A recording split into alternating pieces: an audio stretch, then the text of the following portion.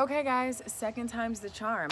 If you were on my live video today and you saw me reading Science of Breath, then you know there was absolutely no sound. I don't know how that happened. My phone clearly has sound, but Instagram Live is proving to be extremely unreliable, which is frustrating, but I'm about to use this Science of Breath to exhale this stressful energy.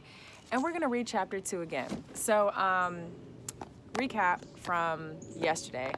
Science of Breath is by Yogi Ramacharaka, and it talks about yogi breathing, the complete breath. There is also high breath, mid breath, and low breath, but only doing one of those, with which most of us in the Western world are taught to do at a time, breeds disease because your body is not consistently getting all of the benefits of air by pausing at the top of the breath, pausing at the exhalation of the breath in order to process out those toxins and to really oxygenate your blood. So chapter 1 yesterday was Salam, and today we're going to read chapter 2, which is Breath is Life.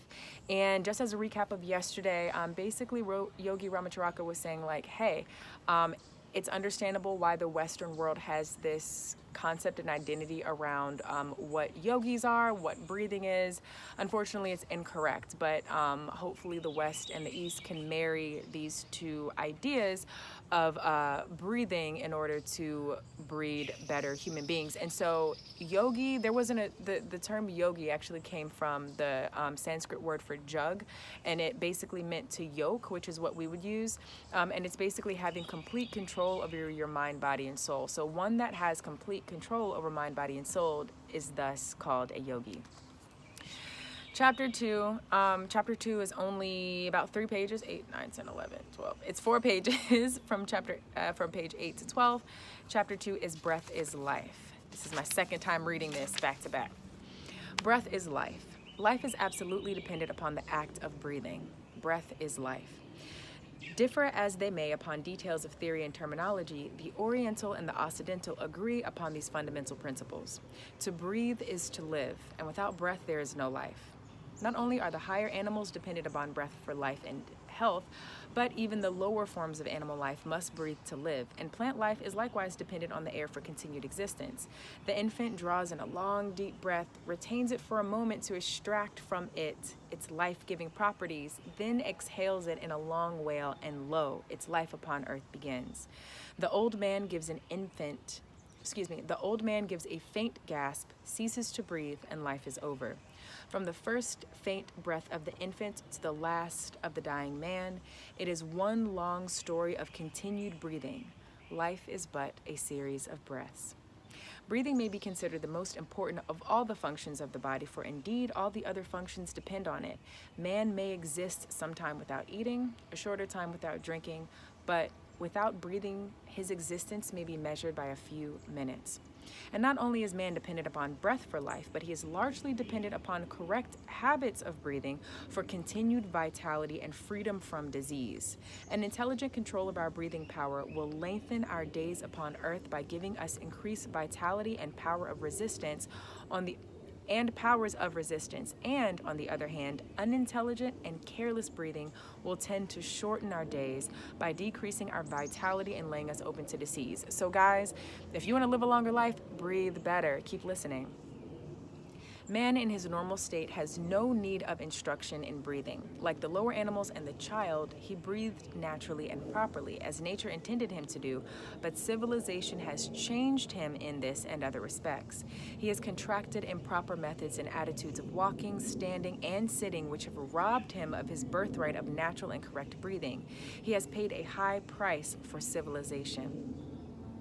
The savage today breathes naturally, unless he has been contaminated by the habits of civilized man. The percentage of civilized men who breathe correctly is quite small, and the result is shown in contracted chest and stooping shoulders and the terrible increase in diseases of the respiratory organs, including the dread monster, consumption, the white scourge. This was written in a different time, y'all. Eminent authorities have stated that one generation of correct breathers would regenerate the race, and disease would be so rare as to be looked upon with a curiosity. Whether looked at from the standpoint of the Oriental or Occidental, the connection between correct breathing and health is readily seen and explained. The Occidental teaching shows that the physical health depends very materially upon correct breathing.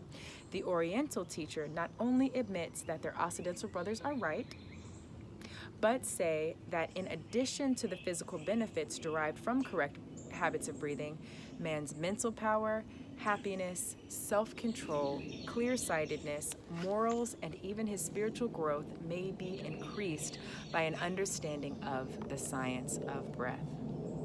Whole schools of Oriental philosophy have been founded upon this science, and this knowledge, when grasped by the Western races and by them put to the practical use in which is their strong point, will work wonders among them. The theory of the East, wedded with the practices of the West, will produce worthy offspring. This work will take up the Yogi science of breath, which includes not only all that is known to the Western physiologists and hygienists, but the occult side of the subject as well. It not only points out the way to physical health among the lines of what Western scientists have termed deep breathing, etc., but also goes into the lesser known phases of the subject and shows how the Hindi yoga controls his body, increasing his mental capacity and developing the spiritual side of his nature by the science of breath. The yogi practices exercises by which he attains control of his body and is enabled to send to any organ or part an increased flow of vital force or prana, which is energy, thereby strengthening and invigorating that part or organ.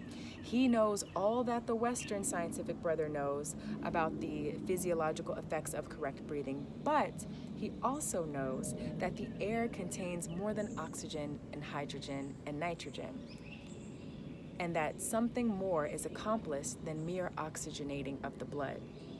He knows something about prana, of which his Western brother is ignorant, and he is fully aware of the nature and manner of handling the great principles of energy, and is fully informed as to its effects upon the human body and mind.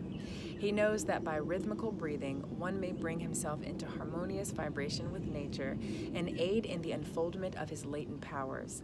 He knows that by controlled breathing, he may not only cure disease in himself and others, but also practically do away with fear and worry of baser emotions. To teach these things is the object of this work. We will give in a few chapters concise explanations and instructions which might be extended into volumes.